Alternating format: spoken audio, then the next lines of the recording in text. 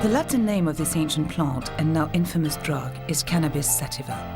While this plant has been an integral part of mankind's history for countless years, you will not find it in the history books. It is a plant with two faces. On the one hand, it supplies us with hemp, whose legitimate uses includes clothing, canvas and rope making. And, on the other hand, it is the source of cannabis, the illegal psychotropic drug. This is the story of Cannabis sativa, the plant with many, many uses.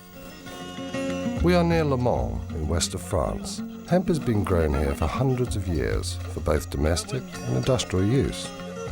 Farmers here still use the traditional method of processing hemp, known as water retting. The stalks of hemp are extremely tough and resistant to rot, which is why it was traditionally used for ropes and canvas. Once harvested, hemp is left to soak in water before it is laid out into the fields to dry, so that the tough fibres may be more easily separated from each other. Even today, hemp fibres are broken down by hand, although an experienced hemp breaker can break from 100 to 200 pounds of hemp a day. This method still adds to the production cost.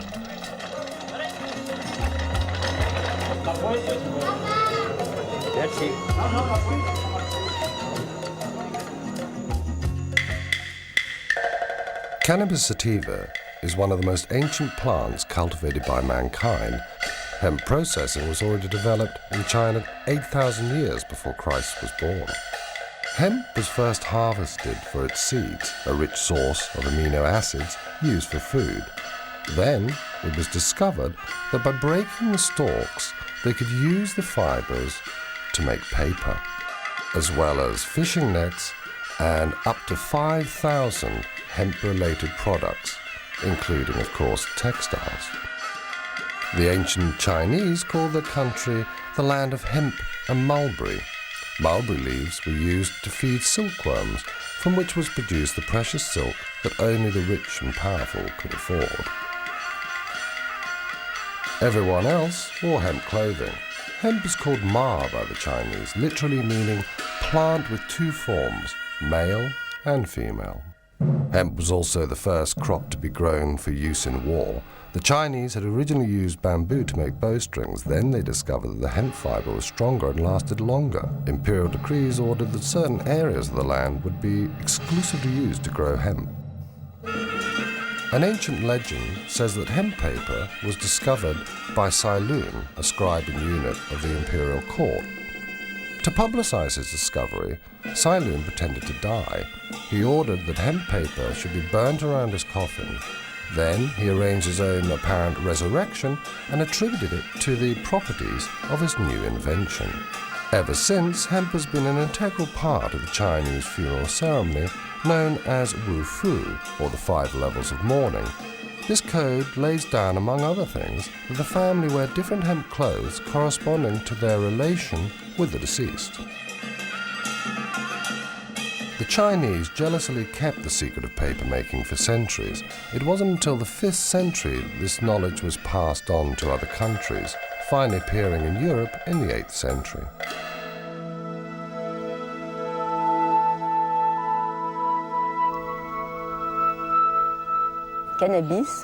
The word cannabis comes from the Babylonian canna, meaning cane or stalk, bis meaning twice, with 2 forms or sexes, cannabis. Interestingly, it has the same meaning in Chinese. The word ma is a word from a completely different culture, yet it means exactly the same. Ma means the plant from which we take the fibers and which has 2 sexes. For good hemp, you have to look for rich, strong fibers, and these attributes are most marked in the male plant. The female plant, on the other hand, is a plant used in smoking, because all the psychoactive substances concentrate there. It is a plant with 2 sexes, 2 attributes. This is something completely fundamental.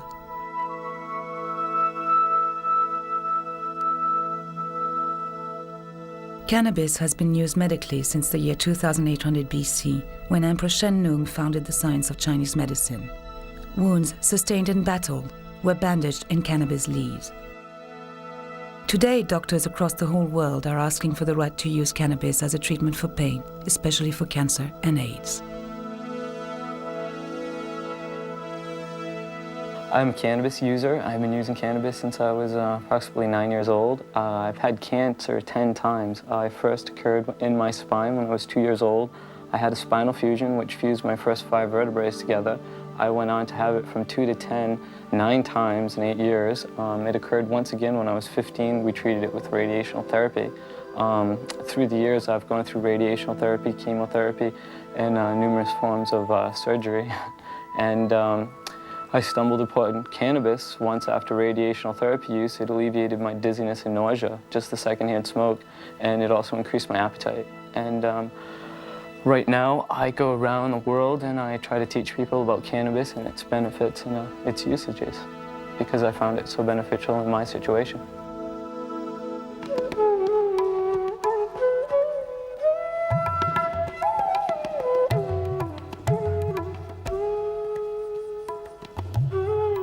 Cannabis was also grown in the foothills of the Indian continent, today's Kazakhstan, Pakistan, Nepal and Kashmir.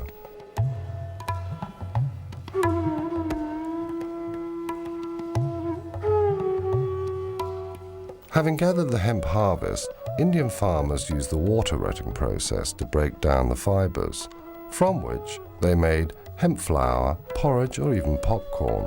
The seeds were also used for food and to make unsaturated oil.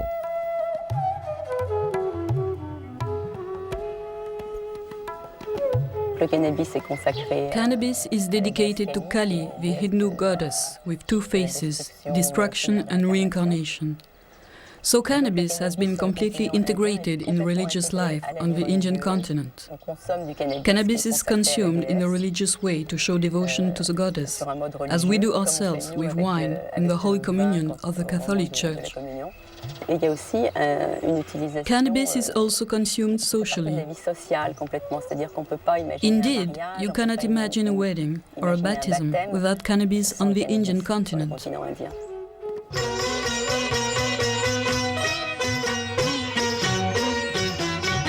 Hey man, try some of this. It's absolutely dynamite. Oh yeah?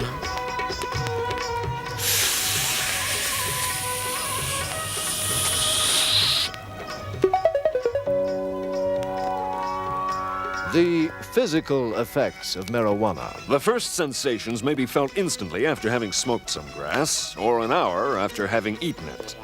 Usually, you creep slowly into a stoned condition, inch by inch, sliding upward, but if you've eaten it, the effects may come upon you suddenly and strike you full force in the middle of a word.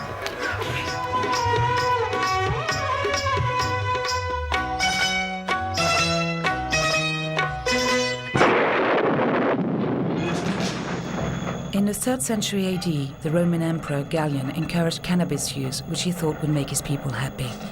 In a declining empire, the Romans turned increasingly to the Oriental gods, Mithras and Zoroaster. Christianity was gaining ground, partly because it incorporated elements of these Oriental religions, but not the use of cannabis. The Roman Empire really went to war on hemp. The Roman Empire provides a very good example of the importance, the strategic importance, one might say, of hemp in any society in history. The Romans had hemp arsenals either side of the Alps. They had one in Ravenna and one in Vienna. And the procurator of hemp was a very important position in the Roman hierarchy. That is not to say that hemp was only used by the Romans to make war with. It had its place in all the aspects of hemp and all the aspects of fibers that you can imagine that it would have, i.e. it figured in clothing, shelter, food, defense, aggression, and medicine. Later on, Christians associated cannabis with the devil, and its use was supposed to be part of the satanic ritual. By 1484, Pope Innocent VIII declared that smoking cannabis was sacrilegious, and he promoted wine as the only Christian holy sacrament. It seems that knowledge of the psychotropic properties of the plant had been lost, at least as far as official science was concerned. It became a hidden, secret knowledge. Only people who really had a good knowledge of plants and their healing powers continued to use the plant. And having a good knowledge of plants at that time was not generally a good idea, because such people were thought to be witches. They were called witches because they knew about things that ordinary people didn't know about and didn't understand. It was only in the 9th century that hemp cultivation was encouraged again by Charlemagne. In the monasteries, monks wrote their manuscripts on hemp paper by the light of a hemp oil lamp. In 1945, Gutenberg printed the first Bible. It was printed on hemp paper.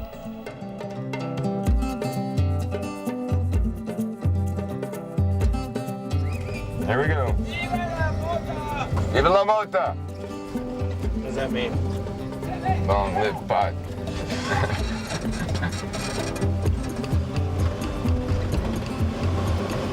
I have a good background and good education. I have 10 years of college, master's degree in biology, and 4 years in the School of Public Health at UCLA.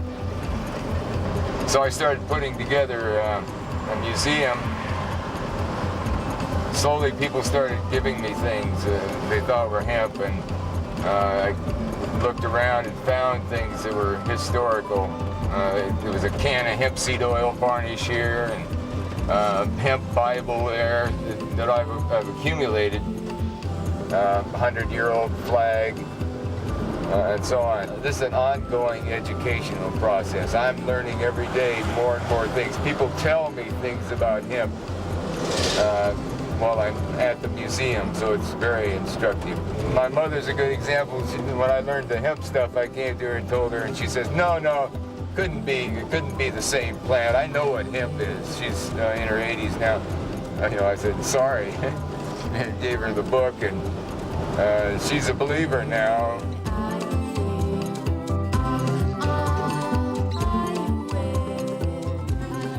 In the 16th century in France, François Rabelais, a doctor and writer, wrote surreptitiously about cannabis in his famous book, Gargantua and Pantagruel.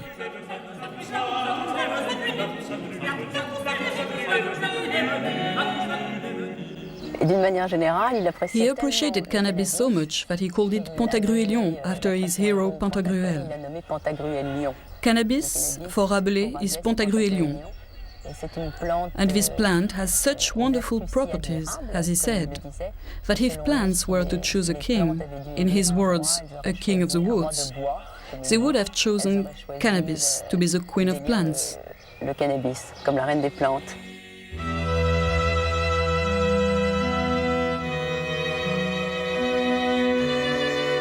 Rabelais' essay on Pantagruelion, stroke hemp, is corroborated by modern authorities. In particular, I could cite a noted French historian called Pierre Goubert. He was quite convinced that the marked increase in prosperity in the late 16th and 17th century in Western France was due, not exclusively, but primarily to the organization of the hemp and flax industries. We may remember that at the end of the 15th century, Spain was the mistress of the Indies. And it was, according to Goubert, the organization of the hemp and flax industries and their sale to Spain, their trade with Spain, that led to the rise in births, in marriages, into a general level of both population and prosperity at that time in France. In 1492, Christopher Columbus discovered America and at the same time introduced hemp to the New World. He offered the natives gifts including hemp seeds and cloths. Hemp was used to make sails and rope. Thanks to this crop, France, England, Spain and Portugal could strengthen and increase their maritime power.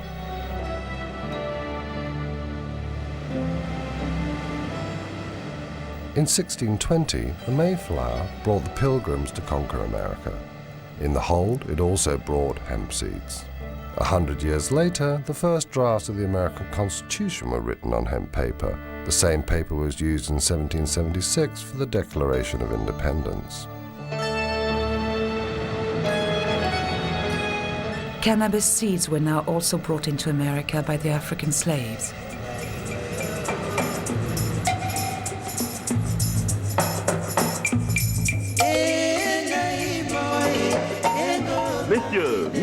Messieurs, voici un jeune homme en bonne santé, fort robuste, excellent travailleur. 400 piastres. 500 piastres. 600 piastres. The Africans were captured in their own country to be used as slaves in America. They arrived without clothes and were given rough hemp clothes to wear. That was a traditional prison uniform.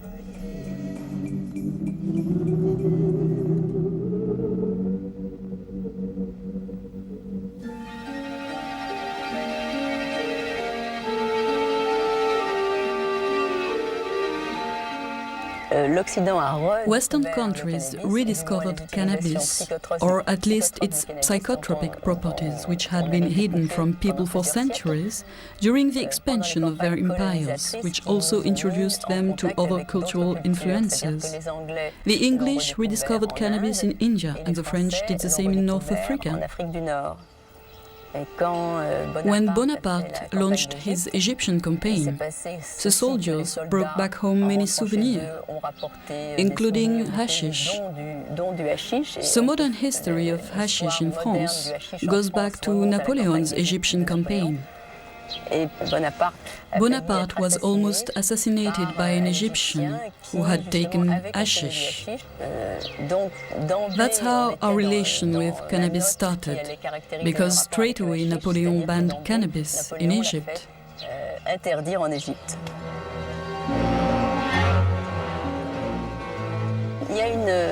For a long time, there has been this theory in France. You can still hear it sometimes said, that the word assassin is derived etymologically from the word hashishin. But if you look closely at this theory, this is not a true derivation. Nevertheless, it has been used to discredit cannabis. What is interesting is that you can find the idea again behind the climbing myth. The West has often made such mental contortions in order to prove the real danger of cannabis.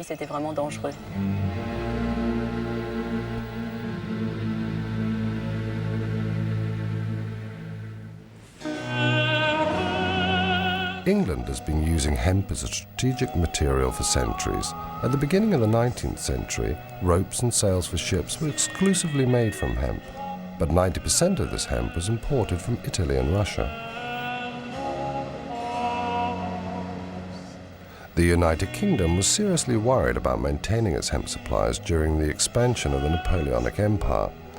King George III of England decided to increase the cultivation of hemp and to develop its production in the seaports along the south coast of Britain.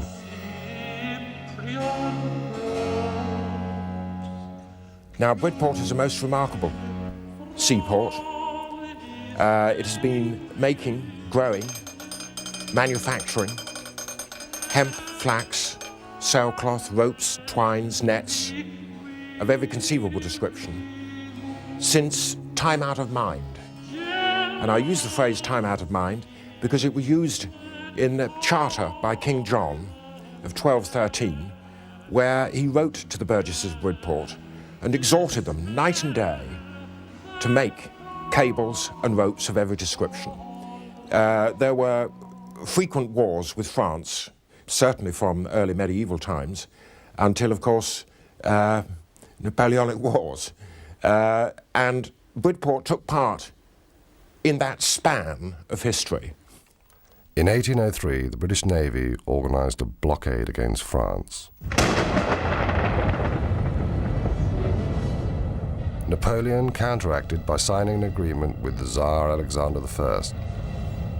This contract was called the Tilsit Treaty, and it especially forbade any export of hemp to England and America, thereby depriving them both of the use of hemp towards their sailcloth, rope, and other hemp product used in the war effort. Despite Napoleon's protests, Alexander I allowed merchants to smuggle hemp to Britain. This is one of the reasons why Napoleon decided to invade Russia. But the severe early winter of 1812 forced him to withdraw his troops and led to the end of his empire.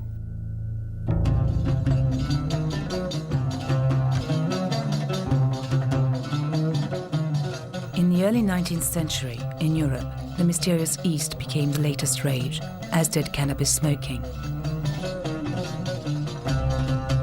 The Oriental wave influenced styles of interior decoration, clothing, and travel abroad.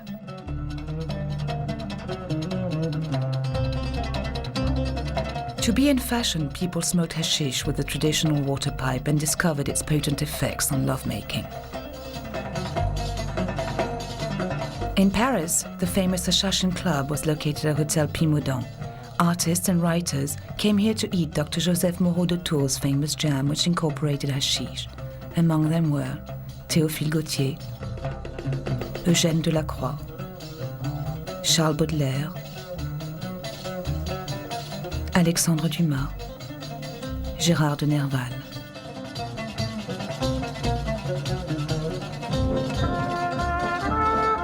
Queen Victoria also used hashish. She used tincture of cannabis, a popular method for alleviating period pains. She was also prescribed morphine or laudanum, another popular remedy for many complaints. In Amsterdam, cannabis, which had been imported from the Dutch colonies of South Africa since 1660, was smoked in coffee shops, a tradition that has survived until present day.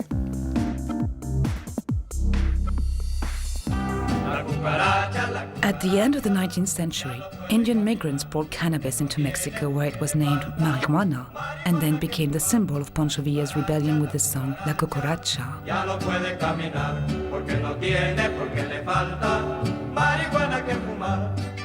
Mexican farmers on their side copied the Indian water retting process to prepare the fibers. They made every kind of product, from hats to bags and carpets.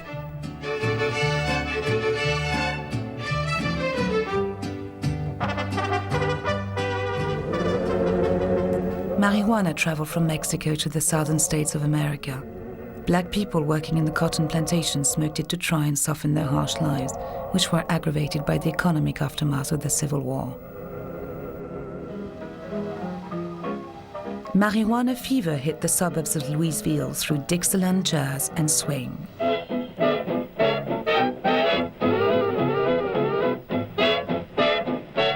Marijuana was known in America as reefer or grass. Within a few years, reefer songs spread widely from the music clubs, which had appeared everywhere where the immigrant black community settled. Have you ever met that funny reefer man? Have you ever met that funny reefer man? Along with new developments in the hemp industry and a growing awareness of the dangers of alcohol, marijuana began to be the subject of interest in the corridors of political power. In 1911, New Orleans and then Louisiana and Mississippi and a couple of states along the Mississippi River outlawed marijuana. Meanwhile, alcohol was increasingly being seen as a danger to society. American women lobbied for alcohol to be banned. They succeeded with prohibition, which led to illegal speakeasies, the proceeds of which enriched criminals and resulted in violence and gang warfare. Alcohol was legalized again in 1933. Then all of a sudden alcohol was becoming legal again, and all these agents didn't have anything to do, and Harry Anslinger thought, well, we should have a law against hemp, and so did William Randolph Hearst, and so did DuPont, and the three companies got together, and other people claimed the cotton industry joined in to outlaw hemp because it was making a huge comeback. And the reason it was making a huge comeback is that it took 200 to 300 hours to plant, harvest, and make ready for fiber, acre of hemp. But all of a sudden, in the 30s. In the 1930s, that 200 or 300 man-hours per acre went down to 1 man-hour per acre. It was a better fiber than any other fiber and previous hemp fibers. And that was the beginning of the end of all fibers, as being the only synthetic. Nylon was the new synthetic, would have to make way for the reintroduction of hemp as an inexpensive fiber, as well as the strongest, the best, the longest lasting, and the softest fiber. The government of the United States outlawed a fiber and forced the rest of the world to swallow it. They swallowed the outlawing of the #1 fiber on Earth for 10,000 years until the 1930s, and then they outlawed it completely. China, the hemp country, was part of the Japanese plan for military conquest. But in official Tokyo, seat of an empire which for nearly a decade has been governed by its stern and ruthless military caste, there is more activity, more secret comings and goings than in many a year. The little men who command the world's third largest navy see in the South Pacific the richest of all colonial prizes. The Philippines, a group of 7,091 Pacific islands which, still under the protection of the U.S. flag, constitute the only major hazard to Japanese plans for new conquest in the war year of 1940.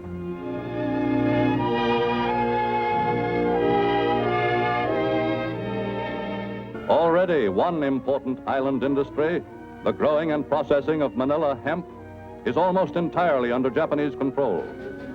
And within the past few years, by intensive cultivation, Japanese immigrant farmers have increased production of the one cash crop which has long been a virtual Philippine monopoly. The invasion of the two big hemp-producing countries, China and Philippines, was the start of hemp rationing. Hitler was also aware of the strategic importance of hemp, which was used in the making of canvas and ropes, both of which were an essential part of his war effort. In 1941, when the German army invaded Russia, it blocked Britain's supply of Russian hemp. Germany managed to develop her own hemp production, but the cultivation of this fiber, which had become so necessary in wartime, was still banned in Great Britain.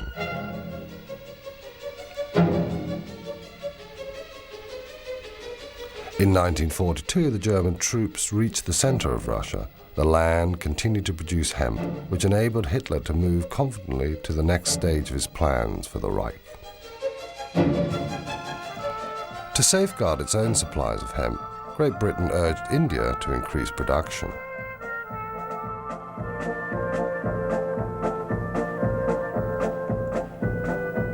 Meanwhile, war was spreading to Japan.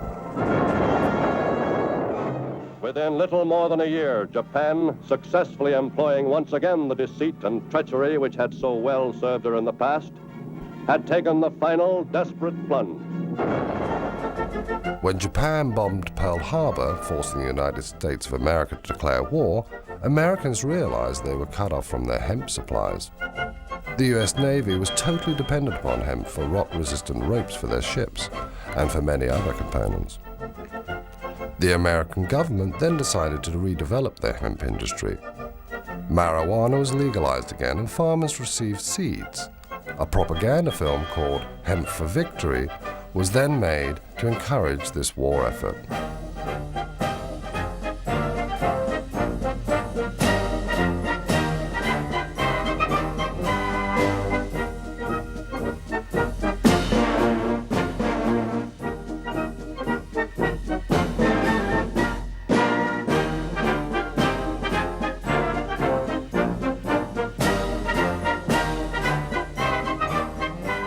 The Allies' air forces were completely reliant upon hemp.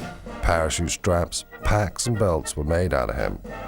No other available fiber was so strong and so reliable under combat conditions. After General MacArthur had forced the Japanese to withdraw from the Philippines, hemp production soon reached pre-war levels again. After the war years, a new world arose from the ashes of the old. India gained independence.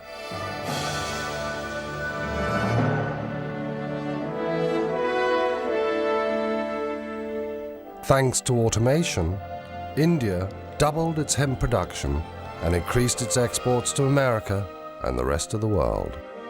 In peacetime, the United States once again banned the cultivation of hemp and cannabis, but at the same time imported millions of tons of hemp during the post-war economic boom to supply its industries. For this is the Port of New York, a sprawling pattern of activity covering more than 1,500 square miles. Its 650-mile waterfront, an ever-changing mirror reflecting the work of the world and its needs and tastes. Grain from Canada, and fish from Portugal and Norway. Tires from Akron, and hemp from India.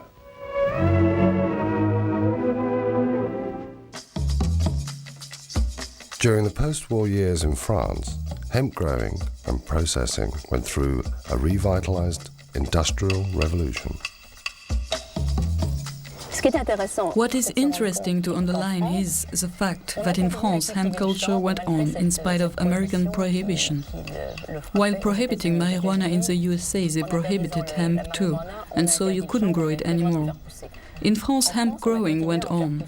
France was a very rural nation at that time, and remained so until the 50s. They continue to cultivate hemp there today. What happened was that synthetic fibers went on to become a huge development. And even in France, in a country where hemp growing was still legal, hemp began to widely decline, until the hemp textile industry finally died at the end of the 60s. In the 60s, hippies began a worldwide movement calling for the legalization of cannabis. English and American rock stars encouraged people to smoke it. The Beatles, led by John Lennon, turned England on by singing openly pro-cannabis lyrics.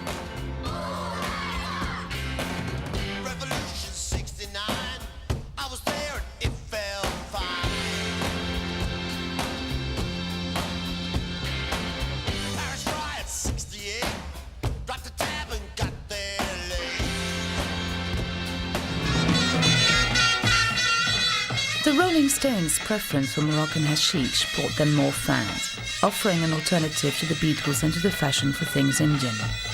Hippies then decided to hit the road for Morocco. Do you see the fields over there on the mountain? At this time of year, you can't find any other plant growing there, because this is the only crop that grows here. Can you see how easily it grows? You can find it even in front of the hotel. I think if these people had to choose a symbol, it would definitely be the hashish flower.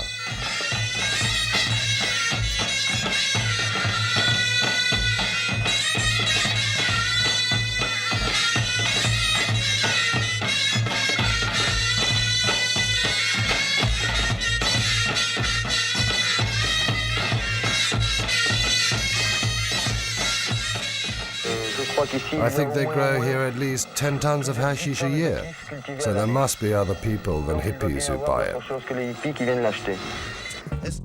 In Jamaica, the Rastafarian religion advocated smoking cannabis. They called it ganja.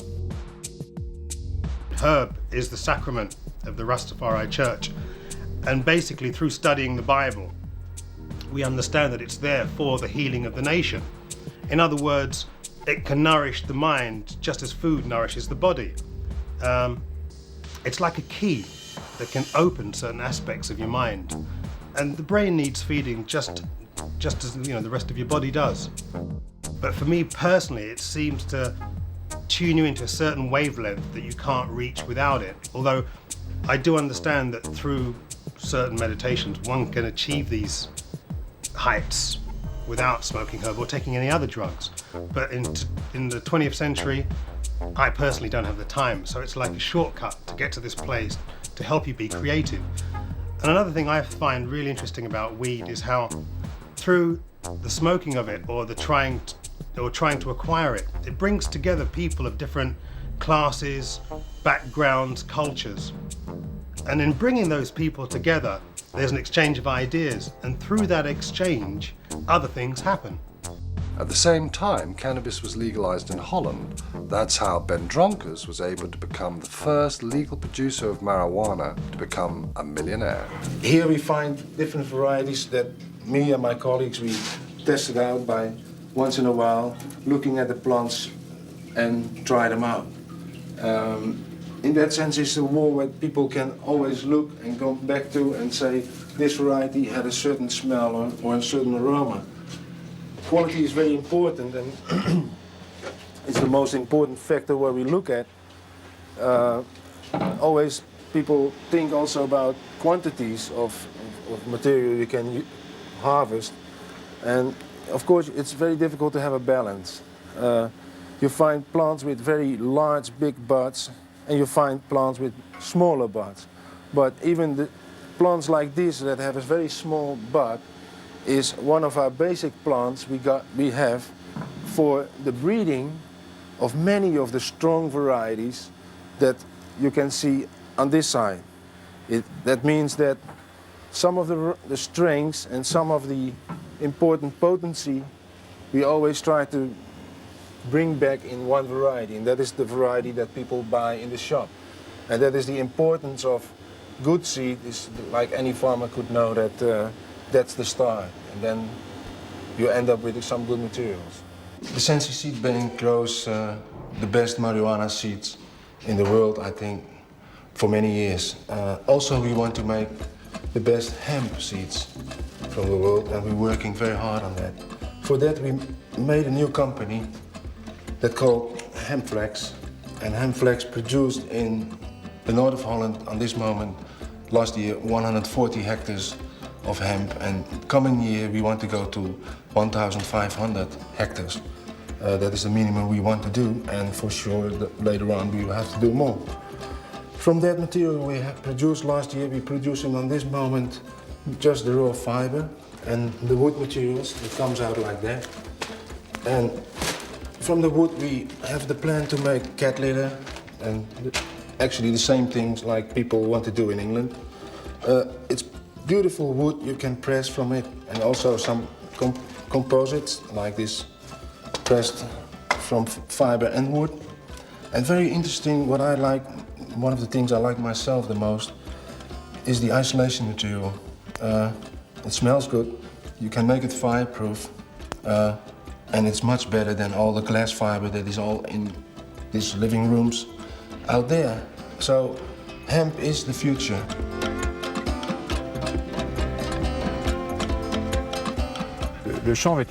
Hemp growing depends directly on contracts. We have to sign first a contract with an industrial society through our Hemp Producers Federation. At this point, it becomes possible to grow hemp. Hemp sowing is made each year around May, and you harvest it around the beginning of September.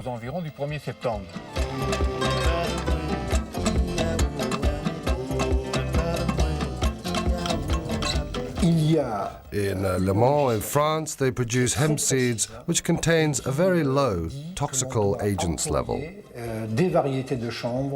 Hemp legalization is very precise and obliges producers to use varieties which have been tested and contain no drug. They must have not only a strong agricultural potential, but a very low THC rate too.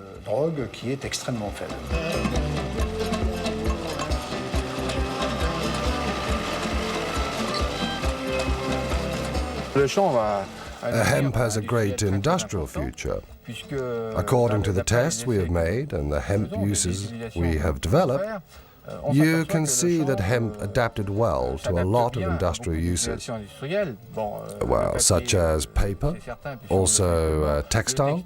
Hemp textile has been made since the last century, up to the beginning of now the 20th century, and today we start to develop this sector again, and we hope to reach soon a top level. As far as other industrial uses are concerned, we have now a lot of French and foreign demands to test this material.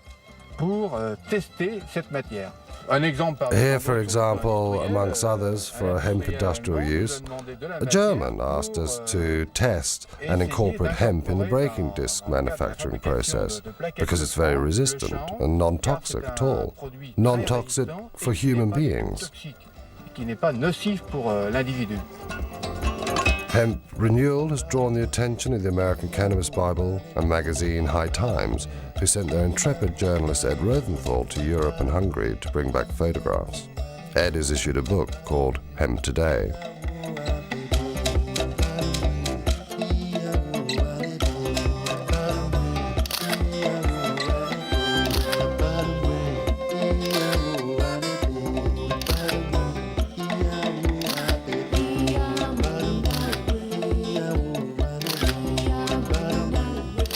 The hemp revolution had grown, and by 1992 the British media announced the first legal hemp harvest for 70 years in England. We're often asked whether people can get high from this, because obviously people see it as being cannabis, marijuana. We prefer to call it hemp. One of the things we had to convince the Home Office before they issued us the license was that we would be able to comply with current European law, which says that you must not grow varieties which have got more than 0.3% THC. Which is the cannabinol in the plant. And obviously we have been able to convince them with our trials in previous years that the varieties are totally safe. They have checked up on these crops, they've sent inspectors around, samples have been taken to check, and you can get no satisfactory effect from smoking any of this crop. Or if you smoke the entire 50-acre field behind me, you would get a very big headache that would do yourself no good at all. At the first International Ecological Festival in Frankfurt, March 1995, the green activists are successfully promoting hemp culture. The International Hemp Association was formed in 1992. We're based in Amsterdam in the Netherlands. And this group was formed primarily to facilitate communication between the various groups, sometimes factions, within the hemp world. We're a non-political organization. We try to be an impartial liaison between all sorts of factions involved with the cannabis world, whether they be involved with medical use, textile use, oilseed use, any of these various uses for hemp. Near the conference, a commercial exhibition shows the possible benefits of hemp and cannabis. Since the legalization of cannabis use in March 1995 in Germany, hemp has become fashionable in the small world of the ecological producers of this country. It's 100% natural cosmetic done of the basis of hemp oil. For example, we make this shampoo.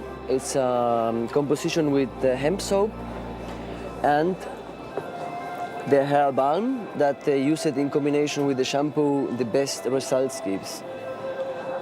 We have a perfume since more than 1 year in the market, a lip balm, curl cream, and the soft soap. A real fashion began with the issue of this book on hemp. Hemp has become so popular in Germany that the market today is very good for us. Some of our textiles come from Eastern Europe, from Hungary, Romania, very few from China because we are not yet satisfied with the quality. And we have also our own textiles directly produced here in Germany. I hope it will soon be legal to grow hemp in Germany, because a lot of European countries already do it. We still have a very strong bureaucratic system in Germany, and for this reason we are not yet allowed to grow hemp. But I think hemp growing will soon be legalized here too. Ecolution attempts to get more hemp grown, produced, and sold all around the world, and we do that in a variety of ways. Our pride and joy at the project that we take the most satisfaction in is the development of the first hemp jeans, the first 100% hemp blue jeans since Levi Strauss first made them in the 1860s. Hemp seeds and oil are increasingly used in cooking. In Switzerland, a cookery bestseller includes 22 recipes based on hemp.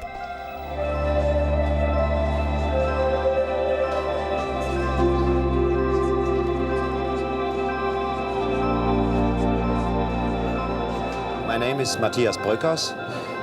I'm a journalist and writer, and I edited Jack Herer's book, The Emperor Wears No Clothes, in Germany. We added a lot of scientific data and stuff on the German and European history of hemp to the American emperor wears no clothes. And so the book went a bestseller in Germany immediately. We started Hanfhaus, a company which is developing and selling products from hemp. And the most important and most revolutionary product is Sativa, a washing detergent from hemp oil. The main difference is certainly that hemp is an ecological culture. Hemp growing doesn't need any weed killer, no pesticide. This raw material grows naturally and it doesn't need any chemical interventions. This is surely the most important thing. In France, you can even build houses out of boards made of hemp fiber. The producers ensure that they are protected against fire and rot. This material is long-lasting, has good insulating properties, and is strong and flexible. Hemp can save the world. Hemp, it can give you food, clothing, shelter, the three basics, then paper, the thing man needs more than anything else in the world. It can give you oils for your brain, for your membranes that you can't get from any other source. It can give you good protein. It can give you all the benefits that the ingenuity of the mind of man can conceive of. It can do that easily because of the enthusiasm that people will have toward a whole new industrial set of tinker toys to balance against the tinker toys of oil. The people who are cutting down the forests, the big businessmen who want to profit right now, not a profit 20 years from now. People who are not trying to think in terms of construction, but they're thinking absolutely in terms of destruction. Now, whoever these people are, they are small men at the center of things. Put hemp into the mix, and maybe some of them would get shuffled to the outside, and maybe we'd have a happier life. Anyway, as a science fiction writer, I tell you that hemp is an excitement to me because it's like the miracle ingredient, newly discovered but ancient as time, that can solve all the problems.